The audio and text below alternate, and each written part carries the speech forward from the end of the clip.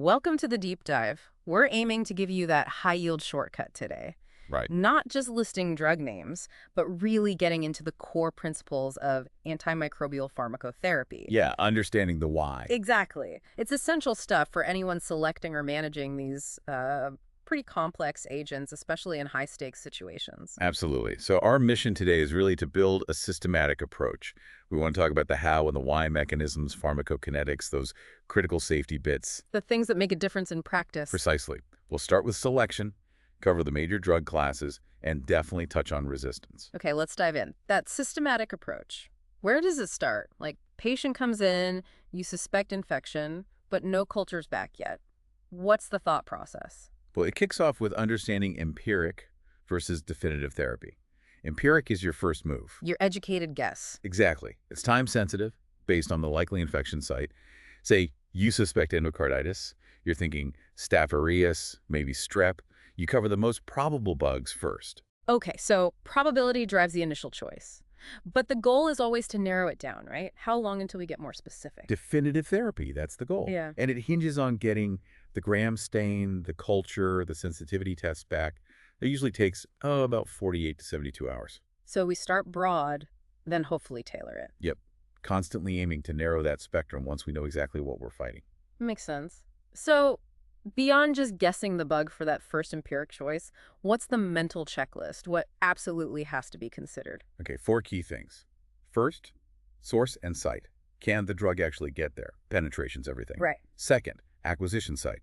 Is it community acquired or healthcare acquired? Because healthcare acquired screams higher risk for MDR bugs, needing broader coverage. Okay, 2 more. Third, efficacy versus toxicity. Always a balance. And fourth, the PK profile, pharmacokinetics, and realistically cost. If the drug doesn't reach the site, it doesn't matter how good it looks on paper. Failure is guaranteed if it can't get there. Got it. Okay, so therapy started. We're monitoring. What about de-escalation? Moving from IV to oral seems like a huge goal. Oh, it is. Big win for the patient, big win for the hospital budget. So what are the absolute must-haves to make that switch? You need 3 things happening at once. 1, clear clinical improvement. Temperature coming down, white count normalizing, they're responding. Okay. 2, the patient has to be able to physically take oral meds and, crucially, absorb them properly. And number 3. There needs to be a suitable oral equivalent. It might be a different drug class sometimes, but it must cover the same bugs and have really good oral bioavailability. But are there times when, even if the patient looks better, we just can't switch to oral? Absolutely. There's a critical caveat. Certain infections demand ongoing IV therapy. Think osteomyelitis, bone infections, or endocarditis. These are deep-seated infections. You need those high, sustained drug levels you only really get with IV. Okay, that framework is clear. Now let's get into the drugs themselves. Where's the best place to start? The real cornerstones. Got to start with the beta-lactams. Penicillins, cephalosporins, carbapenems, they're the workhorses. And they all work the same basic way. Fundamentally, yes. They all mess with bacterial cell wall synthesis. They bind to penicillin-binding proteins. PBPs stop the cell wall from building properly. It's time-dependent killing. Okay, penicillins first. We group them by spectrum naturals, aminos, penicillinase resistant. Now, most are renal, right? So dose adjustments are common. Very common. Adjusting for kidney function is standard procedure for most penicillins. Are there exceptions we absolutely need to know? Yes, a key pair. Nafcillin and oxacillin. These are the penicillinase-resistant ones. They're cleared mainly by the liver, not the kidneys. That's a huge distinction if your patient has renal impairment. Good flag. And side effects? Mostly allergies? Hypersensitivity, yeah, rashes, hives most common. But watch out for neurotoxicity, like seizures with really high doses, especially if kidney function is poor. And that classic interaction, probenecid. Right, probenecid blocks their secretion in the kidneys, makes them hang around longer, increases the half-life. Okay, moving to cephalosporins. Generations 1 through 5. Generally, higher generation means better gram-negative coverage, maybe less gram-positive. That's the general trend. First gen, like cefazolin, great for skin stuff. Surgical prophylaxis, mostly gram-positive focus. Then you jump to, say, 3rd gen ceftriaxone. Critical for meningitis. Good CNS penetration. Stronger gram-negative activity. And the unique one, the MRSA killer. That's 5th generation ceftaroline. It's the only cephalosporin that reliably covers MRSA. You have to know that one. Any PK pearls like with the penicillins? An exception to renal excretion. Yes, ceftriaxone again. Unlike most other cephalosporins, it's primarily eliminated by the liver. Important for dosing. Then we get to the big guns, the carbapenems, imipenem, meropenem, dorbenem, ertapenem, broadest spectrum beta-lactams we have. Pretty much the broadest. They cover gram-positives, gram-negatives, anaerobes. Really wide coverage. But there's always a catch, isn't there? There is ertapenem. It's the odd one out. Despite being a carbapenem, it has no useful activity against Pseudomonas aeruginosa or Acinetobacter. Major gap. If you suspect those, ertapenem is out. Definitely out. And the big safety concern with carbapenems. Neurotoxicity. Seizures are the main worry. Is there a difference between them? Why might you pick meropenem over imipenem? Imipenem seems to lower the seizure threshold more than the others. So if a patient has a seizure history or other risks, meropenem or doripenem are generally preferred. They seem a bit safer from that perspective. Okay. And finally, how do we fight back when bacteria develop resistance within this class using those combo drugs? Right. The beta-lactam beta-lactamase inhibitors or BLBLIs. Think amoxicillin clavulanate or piperacillin tazobactam. So an inhibitor just protects the main antibiotic. Exactly. The beta-lactamase inhibitor sacrifices itself, basically binding to the enzymes the bacteria produce to destroy the antibiotic. Lets the beta-lactam do its job. Crucial for mixed infections like intra-abdominal stuff, where those enzyme producers are common. All right, let's shift gears. Away from the cell wall, what about drugs targeting the bacteria's internal machinery, DNA, protein synthesis? Let's start with fluoroquinolones, FQs. Okay, FQs.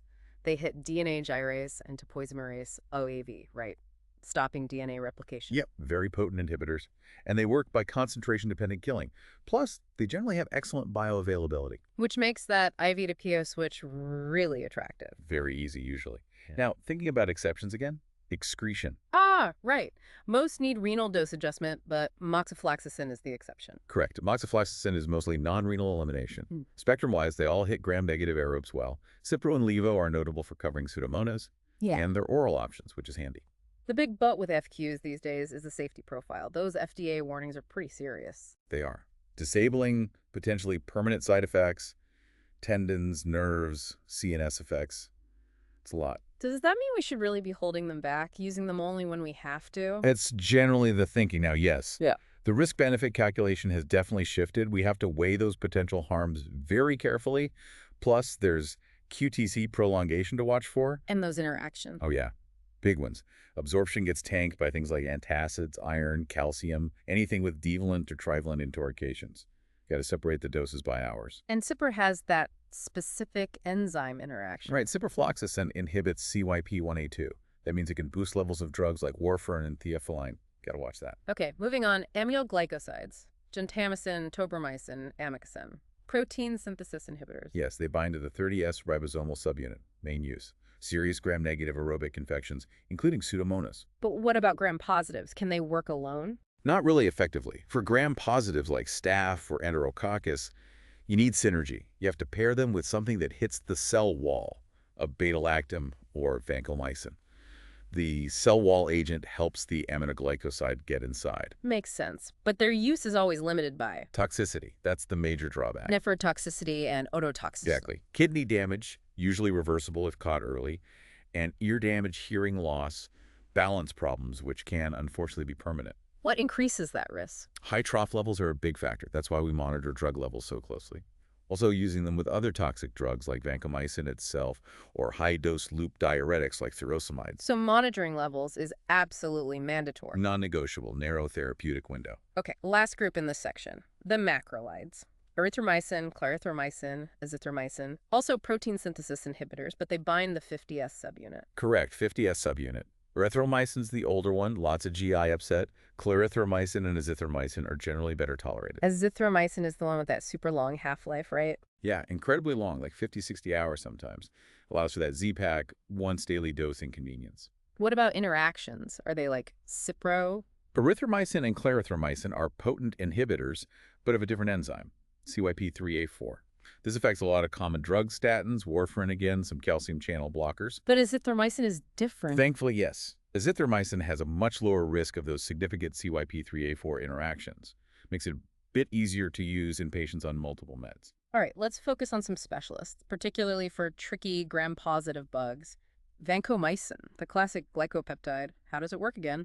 Also cell wall. Also cell wall active, yes, but a different mechanism than beta-lactams.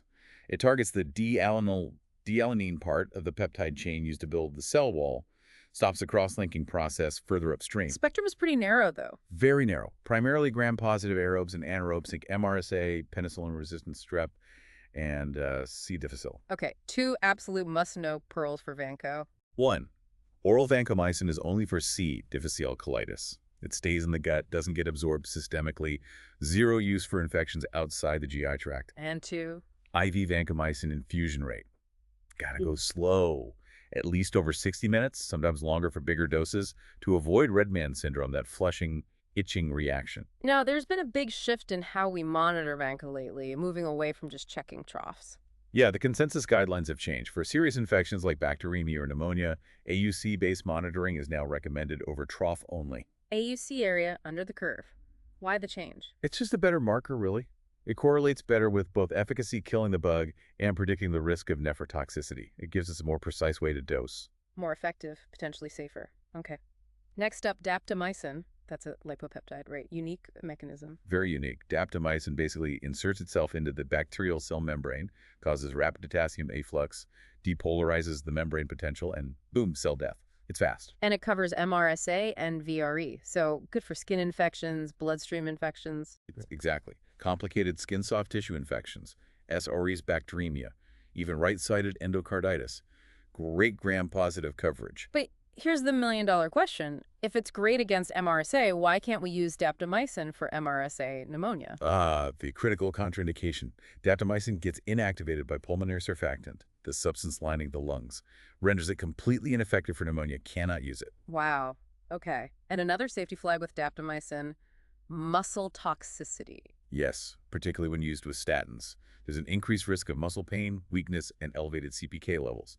Needs weekly CPK monitoring if given with a statin. Good to know. Quickly, the dedicated anti-anaerobic agents, clindamycin and metronidazole, Clinda's main issue. High risk of C. difficile colitis. And frustratingly, that risk isn't related to the dose. Any exposure can potentially trigger it. And metronidazole, besides being great for anaerobes and BV. Metallic taste is common, can cause some CNS effects. But the crucial interaction is the disulfiram-like reaction with alcohol. Nausea, vomiting, flushing, palpitations. Patients must avoid all alcohol during therapy and for a few days after. Cannot stress that enough. Okay, we have to talk about antimicrobial resistance. It's the elephant in the room for all these drugs. What are the main ways bacteria fight back? Our sources list about 6 common mechanisms. We've touched on enzyme production, like beta-lactamase chewing up penicillins. That's why we need those inhibitors. Right. What else? How do they stop drugs getting in or kick them out? Good question. They can change their outer membrane, lose porins, the channels drugs use to enter, basically locking the door. Or they can ramp up efflux pumps. These are like sump pumps that actively push the antibiotic back out of the cell before it can work. Very effective resistance strategy. And sometimes they just change the target itself. Exactly. Like VRE, vancomycin-resistant enterococci, they modify that dealanine site, so vancomycin literally can't bind anymore. It forces us to develop completely new drug classes. Which leads us to antimicrobial stewardship. What's the core idea there? It's a coordinated effort, really, multidisciplinary. The goal is simple but vital. Ensure the right drug at the right dose for the right duration for every patient, maximize cure, minimize resistance and toxicity. How do we do that practically? Strategies include using rapid diagnostic tests to identify the bug and its susceptibilities faster. Optimizing dosing, using PK/PD principles like that AUC monitoring for Vanco we discussed, and actively de-escalating therapy whenever possible. Don't use a broad-spectrum cannon when a targeted rifle will do. So wrapping this up, understanding these details, the PK, the exceptions, the safety flags, it's what separates basic knowledge from advanced practice, isn't it? Absolutely. Knowing vancomycin treats MRSA is one thing. Knowing how to dose it with AUC monitoring, when not to use oral vanco, how to manage red man syndrome, that's clinical mastery. It really makes you think, are you just treating the bug listed on the culture report? Or are you treating the whole patient? considering their kidney function for that penicillin dose, their seizure risk with carbapenems, that statin they're taking with daptomycin. That's the core question, isn't it? That holistic view, integrating pharmacology with the patient's specific situation. That's what truly defines advanced pharmacotherapy and leads to better, safer outcomes. Well said. This has been incredibly insightful. Thank you for taking us on this deep dive into antimicrobial principles. My pleasure. Always important to revisit these foundations. And thank you all for listening. We hope this helps you navigate these critical medications with more confidence. Until next time.